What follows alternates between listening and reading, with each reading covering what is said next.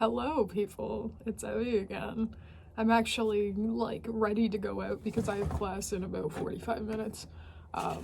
So, you know, I have to chug this coffee right now. I'm so fucking tired. Words cannot describe how tired I am right now.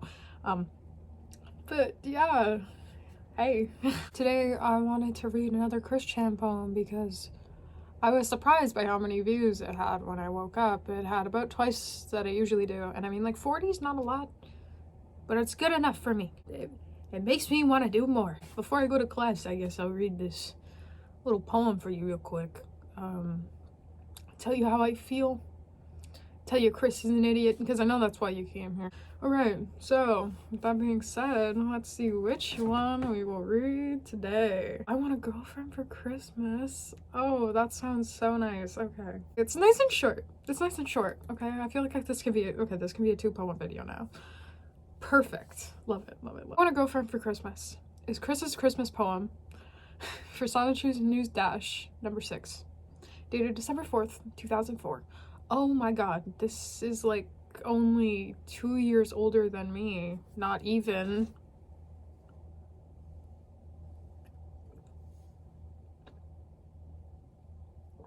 Ay, I don't like that. I think this is as old as one of my friends that was across the hall. His birthday's around then. He was born in 04. Oh, that's weird. I don't like thinking about that. Let me read this to you. I want a girlfriend for Christmas. Now and forevermore. I want a girlfriend for Christmas, so I won't be lonely anymore. She ought to be 18 to 22. And she ought to be boyfriend free too. Why do all the jerks get all the pretty girls, leaving me with none to choose from? I want a girlfriend for Christmas to share my love. Oh, I want a girlfriend for Christmas to kiss under the mistletoe. Wow. That was almost, it had some semblance of literature actually. I'm quite surprised. So, first impressions. This is, Chris is expecting Santa to deliver him a girlfriend under his Christmas tree, I believe. Let me just double check here. Context on this month that this poem was written. Chris gave up the University of Virginia as an attraction location. Wow. Okay. Oh, he expects a Christmas apology from Mary Lee Walsh.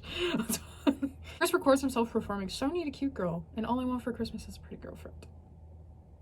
It is Christmas and Santa doesn't bring Chris a girlfriend. He states that he's depressed. Okay, so this wasn't the whole Christmas. This was after Sarah Hammer visited the Chandler household. Okay, I understand the context now. So Chris expected a girlfriend under his tree, I guess. And this is something that he wrote. He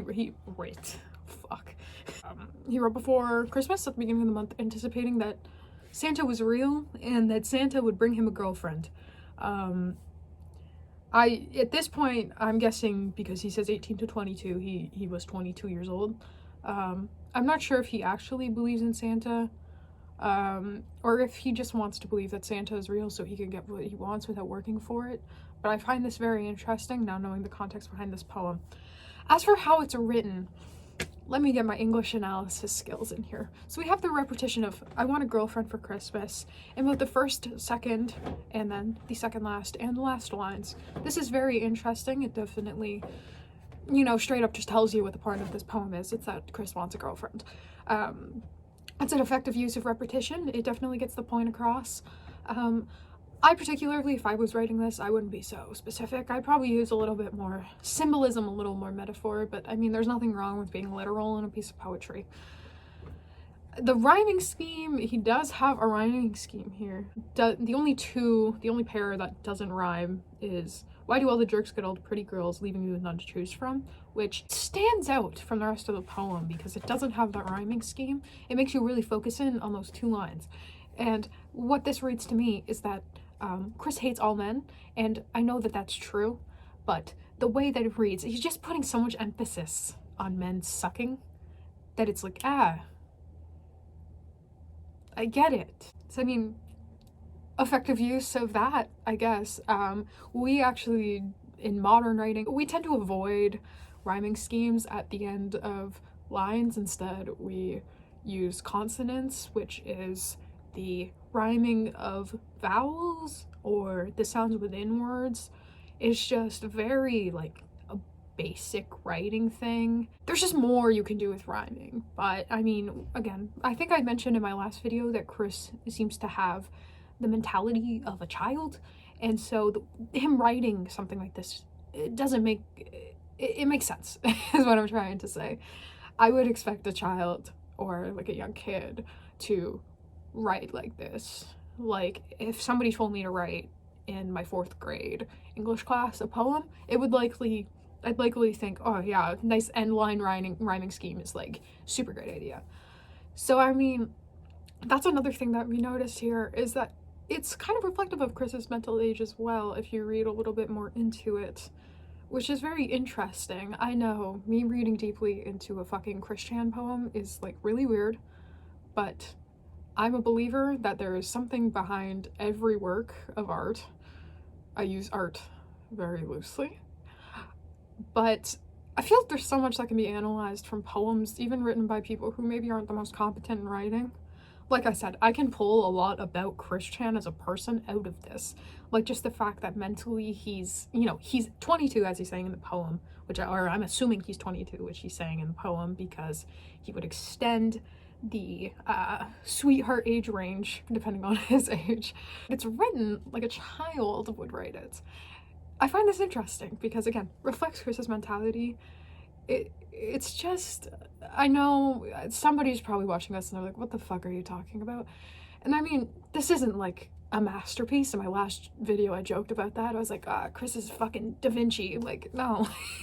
And I know that, but you can kind of like go into, his mentality here. There's something really to be said about the way that he writes, the way he uses repetition, the way he didn't rhyme those 2 specific lines to put emphasis on it, because he very clearly, well, I don't know, clearly, he definitely rhymed the rest of the poem. I wonder if those 2 lines where he purposely didn't rhyme them, or if he just couldn't fucking think of anything, which, now that I think about it, that's probably what it was.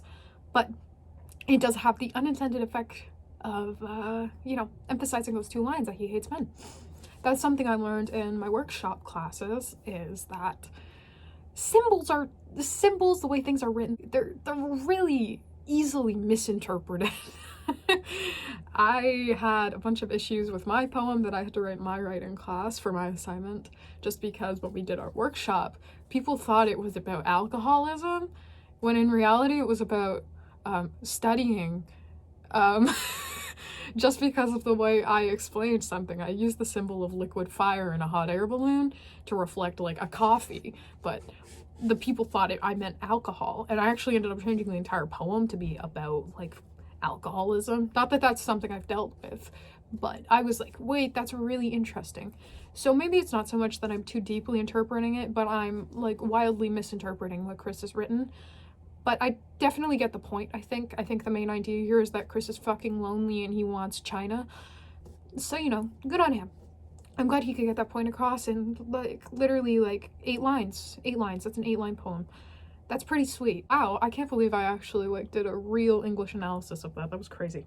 Okay, I'll do one more. I have to leave in about 15 minutes for class, so I have a little bit more time. Sorry, having a coffee break. I'm trying to down this before my business class because I didn't do the business assignment. I'm just not gonna fucking worry about it. I don't understand econ at all. I understand econ, I just don't understand the math. I have my first midterm for that actually on February 4th. I also have 2 essays due in the next 2 weeks, so, we're chilling. I hope you're doing okay, because, like, I'm not. Oh, yes, saddest heart in the world. Oh boy. This is the one that has, oh, my car insurance is coming out today. Woohoo! This is the one that has, what is that song? Oh fuck, I don't remember what he calls it, but the fucking Backstreet Boys Virgin with Rage song, that one. This is the one that he posted when Mary Lee Walsh tore up his sign. That's what this one is, I believe. Yeah, it was written on November 4th, 2003, and was published the next year in the first issue of Sonic Shoes Nude Stash. Okay. Yes, this one is called Saddest Heart in the World. Lonesome and sad, the mastermind is very bad. In efforts of getting a boyfriend gal, that female dog took my only idea for a fall. Heartbroken, sad, and very lonely. I may never remove my virginity. Okay, actually, I'll get into that in my analysis. With the Backstreet Boys tune, I sing my lonesome croon. Tell me why I'm stuck as a virgin with rage. Tell me why I so need a cute girl my age. Tell me why I never want to hear you say I have a boyfriend. Sorry, I felt like I had to. I saw my opportunity, I had to do it. And so, deep and dreary thought, a girl, what I sought was what I sought. Oh, I thought it just said a girl, what I sought. Fuck. A stitch in time will never remove my crying rhyme. I may be destined for loneliness forever. Fate is to blame. Whatever. I conclude this cry to say that as long as there are no matching girls, my happiness will runs dry. Wow, very dramatic. What the fuck? So I find it very interesting. We have the allusion to Backstreet Boys, but specifically Chris' version of Backstreet Boys. I mean, that does, I guess, outline his feelings at the time. You gotta remember, he just had the dean of his fucking community college rip up his soliciting sex sign. So, you know, these were dark times for Chris. This is like a turning point in his life, you know? He didn't realize that this was going to be the beginning of a war that he would have against this woman that did not give a single fuck about who he was, and probably didn't fucking know who he was either after all of this. But again, you see with the rhyming scheme, he definitely goes out of his way to make things rhyme. Like the adding of whatever after an ellipsis, that's like really interesting. It's shit. Like, I mean, I shouldn't say it's shit, but I mean, we're talking about Chris. I'm trying to, like, seriously critique this as a piece of literature, which is fucking ridiculous. I don't know why the fuck I'm doing that. But you can tell he's very, very much trying to make it rhyme like a poem. Again, calling back to a childlike understanding of what poetry is and how you write poetry, which, I mean, again, I can't judge. It's a way to write. Again, not something we typically use in modern times. I do realize this was written 20 years ago, actually. Holy shit. Turning 20 this year. I would guess that probably I would think poets around this time would also avoid this childlike poetry writing style. But again, I was born in 2003. This is 20 years old. I'm 20 years old now. So, you know, maybe it's not really my place to speak on his tone, but again, it comes off like he's very childlike as somebody in 2023. Another thing I found interesting is the line, I may never remove my virginity, which sounds like his virginity needs to be removed, like a fucking tumor. Which is very interesting wording, honestly. Removing implies that it shouldn't be there. We all know Chris, he hates not having his dick in things. You know, you gotta respect the man, he knows what he wants. I'm not gonna fucking judge, except I am, because, you know, like, fuck. I found that interesting, though. He did word that as if his virginity is something he wants to trash, which is pretty good. I like that wording.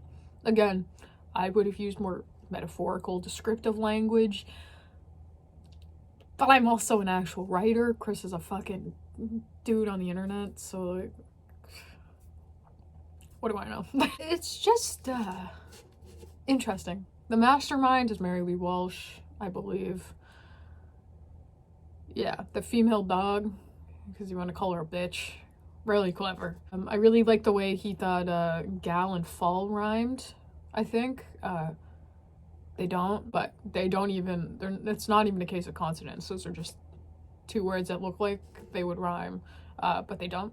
So that's pretty fucking funny. his happiness well. He could have just said his well, and I think people would have understood what he meant.